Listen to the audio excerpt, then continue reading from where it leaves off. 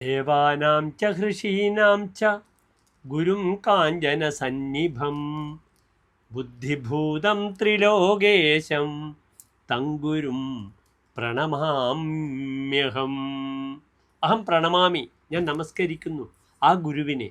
ബുദ്ധിഭൂതം, ബുദ്ധിക്ക് കാരണഭൂതനായ, ത്രിലോകേശം, മൂന്ന് ലോകങ്ങളുടെയും ഈശ്വരനായ ആ സാക്ഷാൽ ബൃഹസ്പതിയെ, ദേവ ആചാര്യനായ വ്യാഴത്തിനെ ഞാൻ നമസ്കരിക്കുന്നു. പ്രിയമുള്ള പ്രേക്ഷകരെ, നാം ഇവിടെ ചർച്ച ചെയ്യുന്നു ചാരവശാൽ ഒരു വർഷമായി മിഥുനൻ രാശിയിൽ നിൽക്കുന്ന വ്യാഴം തൻ്റെ ഉച്ചക്ഷേത്രമായ കർക്കിടകത്തിലേക്ക് വരികയാണ്. വളരെയധികം പ്രതീക്ഷാ നിർഭരമായ ഒരു മാറ്റമായിരിക്കും ഈ ഒരു വർഷക്കാലം വ്യാഴത്തിൻ്റെ. കാരണം എന്താണ്? വ്യാഴം തൻ്റെ ശത്രുക്ഷേത്രത്തിൽ നിന്നും തന്നെ പരമോച്ചമായ കർക്കിടകൻ രാശിയിലേക്ക് വരികയാണ്. അത് വളരെയധികം മാറ്റങ്ങൾ ലോകത്തിന് തന്നെ ഉണ്ടാകും. കാരണം വ്യാഴം സമ്പത്തിൻ്റെ ഗ്രഹമാണ്. വ്യാഴം അതിനാൽ ലോകത്തിൻ്റെ സാമ്പത്തിക സ്ഥിതിയെ എപ്പോഴും പൂർണ്ണതയിലെത്തിക്കുവാനും അല്ലെങ്കിൽ നശിപ്പിക്കുവാനും അതിന് അങ്ങേയറ്റം ബുദ്ധിമുട്ടുണ്ടാക്കാനും വ്യാഴത്തിന് കഴിയും. ആ ഒരു ക്ലേശങ്ങളൊക്കെ കഴിഞ്ഞ് തൻ്റെ ഉച്ചരാശിയിലേക്ക് വ്യാഴം പ്രവേശിക്കുമ്പോൾ ഈ വ്യാഴം വളരെ അനുകൂലമായ ഒരു സ്ഥിതി ലോകത്തിൻ്റെ സാമ്പത്തിക ഘടനയിൽ തന്നെ ഉണ്ടാകും, ഒരു സംശയവുമില്ല. പ്രത്യേകിച്ച് വ്യാഴത്തിൻ്റെ ഉച്ചക്ഷേത്രം കർക്കിടകമാണ്. കർക്കിടകം 5 വ്യാഴത്തിന് അത്യുച്ചവും മകരം 5 അതിനീചവുമാകുന്നു. ഇവിടെ കർക്കിടകം ഒരു പ്രത്യേകത, കർക്കിടകം ഒരു ജലരാശിയാണ്. ജലാശയ നിർമ്മാണശീല, വെള്ളവുമായിട്ട് ബന്ധപ്പെടുന്ന, ജലവുമായി ബന്ധപ്പെടുന്ന അല്ലെങ്കിൽ ഓയിൽ, തൈലം ഇതുമായി ബന്ധപ്പെടുന്ന ദ്രാവക രൂപത്തിലുള്ള എല്ലാ വസ്തുക്കളുടെയും ഗമനാഗമം, യാത്ര, സഞ്ചാരം, അതിൻ്റെ ക്രയവിക്രയം ഇതൊക്കെ കർക്കിടക രാശി കൊണ്ടാണ് ചിന്തിക്കുക.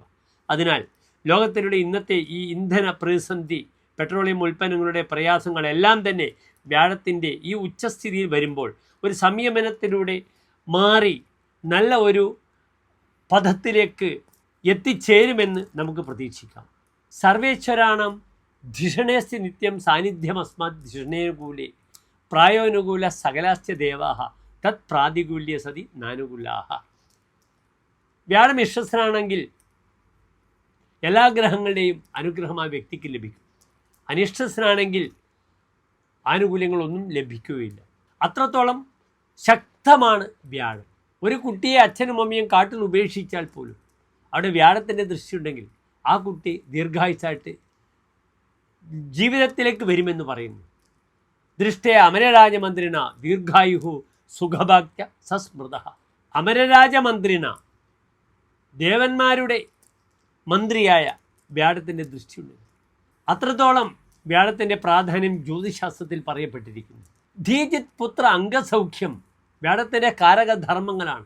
ധീ ബുദ്ധി, ചിത്ത് മനസ്സ്, പുത്ര അംഗസൗഖ്യങ്ങൾ, സന്താന ശ്രേയസ്, ശാരീരികമായ സുഖങ്ങളെല്ലാം തന്നെ. അതിനുമപ്പുറത്ത് ഞാൻ പറഞ്ഞു വ്യാഴം സമ്പത്തിൻ്റെ കാരകനാണ്. സമ്പത്തിനെ നിയന്ത്രിക്കുന്നു വ്യാഴം. അതിനാൽ സാമ്പത്തിക രംഗത്ത് ഈ കർക്കിടക മാസത്തിൽ വ്യാഴം വരുന്ന സമയം മുതൽ വരുന്ന ഒരു വർഷക്കാലം വളരെ അനുകൂലമായിരിക്കും. വ്യാഴം ഒരു രാശിയിൽ നിൽക്കുന്നത് ഒരു വർഷമാണ്. ഒരു വർഷം പൂർണ്ണമായും വ്യാഴം ഒരു രാശിയിൽ നിൽക്കുന്നു.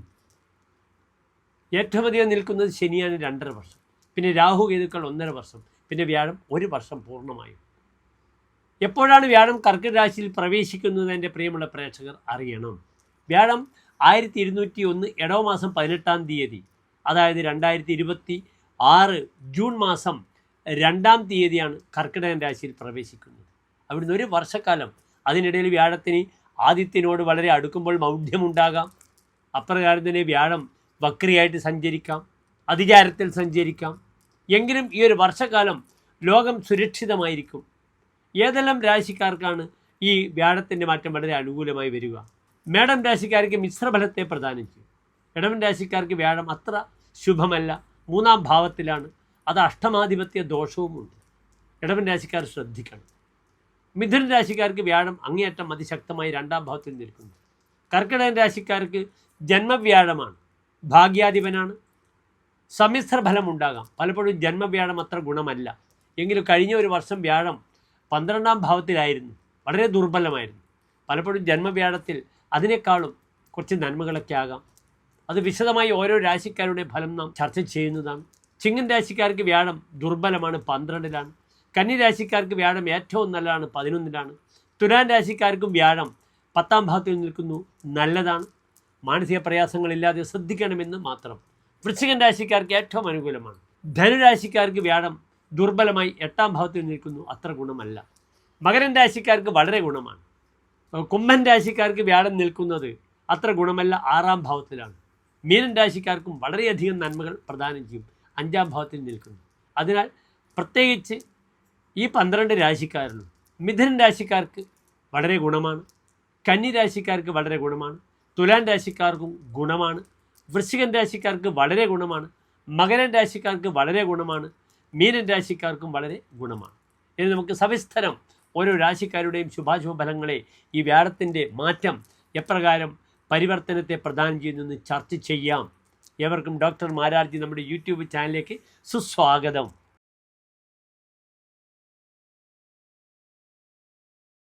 പുണർതം നക്ഷത്രത്തിൻ്റെ അവസാനത്തെ 15 നാഴിക പൂയം ആയില്യം നക്ഷത്രങ്ങൾ വരുന്ന 2 നക്ഷത്ര സമൂഹമാകുന്നു കർക്കിടകം രാശി. ഇവിടെ കർക്കിടകം രാശിക്കാർക്ക് ഇന്ന് ചാരവശാൽ വ്യാഴം കർക്കിടകത്തിൽ സ്വന്തം ഉച്ചക്ഷേത്രത്തിൽ വന്നിരിക്കുന്നു, വളരെ നല്ലതാണ്.